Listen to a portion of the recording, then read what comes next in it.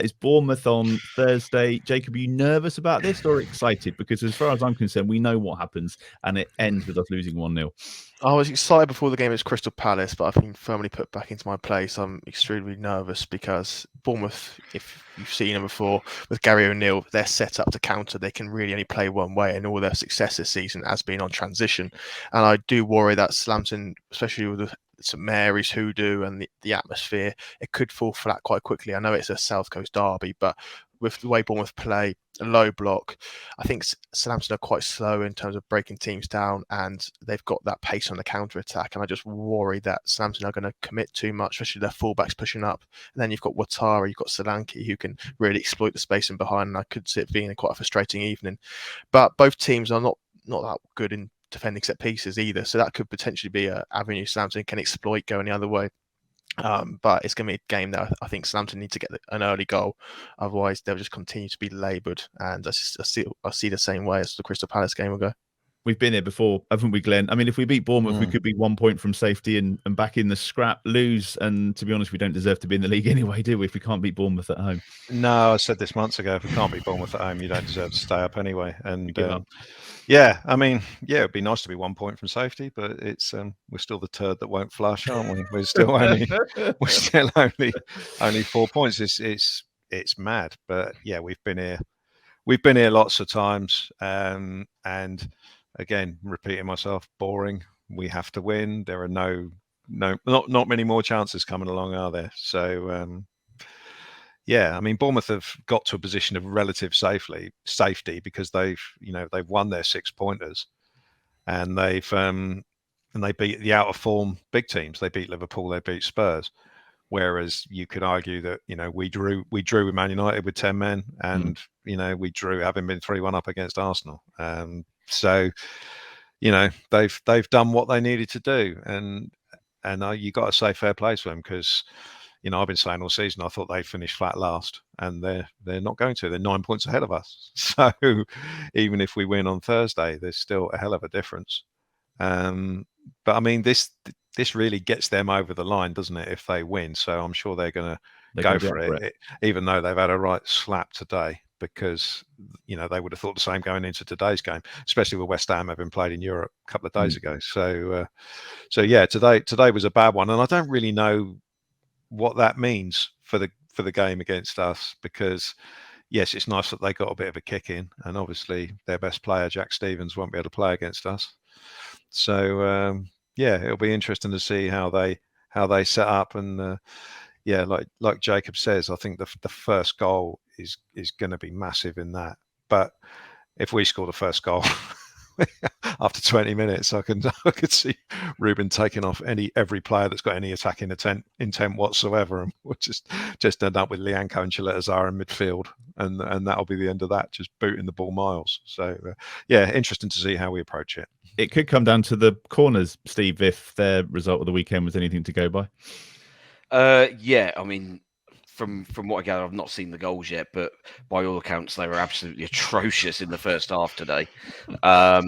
So yeah, I mean, if our analytics and scouting guys have got anything about them, then notes passed to coaching and management team are work on attacking set pieces and work on them hard and fast, because if we get corners, that Bournemouth back four, especially without the guy that's basically organising them.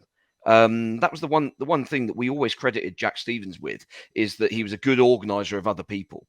Not necessarily so good at organising his own game, but he was really good at organising those around him. Yeah. His communication's excellent, and they'll miss having that on Thursday, because he obviously can't play.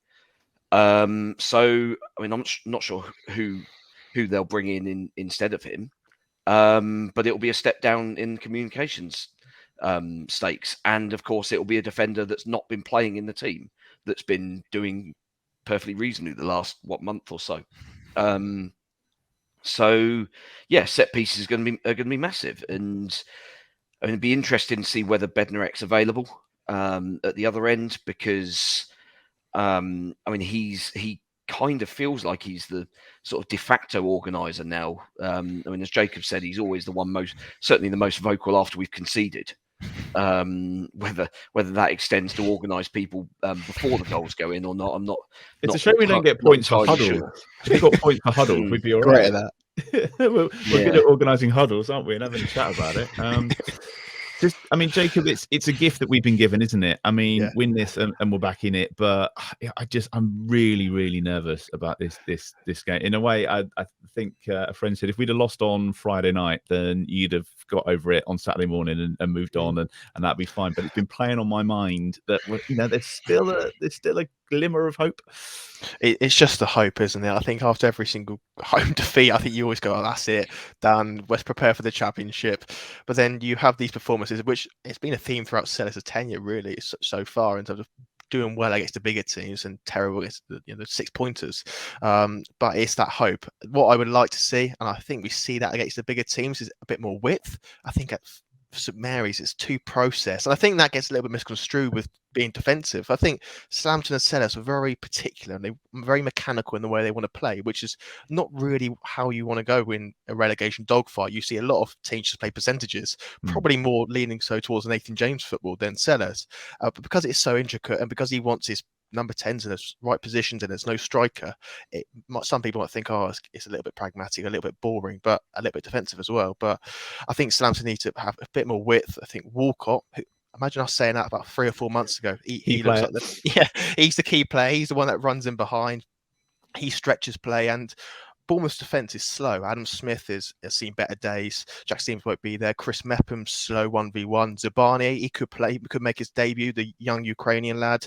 He's good, but he's obviously it's just going to be his first in that game. And Lloyd Kelly, who has basically been in and out the team, and he's playing at left back now, and he's 6'4" or whatever, and he's not too good at turning quickly. So I think if Walcott's there, I think if Southampton can be on a front foot, pressurise, then they can take advantage and hopefully ease the nerves early on.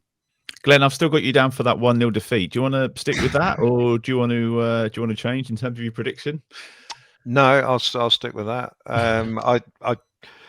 This team has so many times this season proven incapable to back up one decent performance with another, and obviously it's well documented how we've done against the poorer teams, especially the ones who just sit in, like Jacob says Bournemouth are going to do. So on the other side of that, Bournemouth are usually terrible when they play us for some reason. They seem to build it up as some big thing, which we don't, and then they're terrible, and that's what happened in the game at Dean Court, or whatever it's called these days, the Vitality Shed. That seemed to be the what happened there. So. And we won that relatively comfortably, even though it was only 1-0. So so it's a case of, will they be worse than us? I don't know. I'm not expecting it to be a particularly good game. It's just hope that we can break the habit of a lifetime and put away a team that we really should put away. But I would still say the most logical, based on this season, scoreline on Thursday is 1-0 to them. Yeah, I can see it be a carbon copy of the Palace game. Steve, you get a bit more optimistic about it? Your score prediction? Yeah, I mean, my kind of sort of angle that I'm looking at from a relatively, just pure sort of hope perspective is that clutching at straws. Is that most of our wins this season have been in doubles. So we've done the double over Leicester, we've done the double over Chelsea. That's 4 of our 6 wins. Okay. So do the double over Bournemouth. Why not? Why not? And we've shown that we can score goals all again. And Bournemouth's defense is garbage, isn't it? Come on, we've got to be able to score against a team. You're not going for 3-0, are you? I mean, once again, Bournemouth's back 4 has conceded 60 goals in a Premier League season already. So yeah, 2-0. 2-0. All right, I can see Tall Paul starting up front in your lottery. Oh God, haven't seen his first touch on Friday night. Can we talk about that? He's dreadful, isn't he? My word. I don't think anybody's going to be clambering for him to start between now and the end of the season. I think we're over that one. We're good. Jacob, score prediction from you, please. If this was going to be a game where Tall Paul would start, it's got to be this one because Bournemouth can't defend crosses at all. But I'd play for the corners. I'd probably bring him on. Yeah, Lianco long throws or Benerick long throws. The last 20.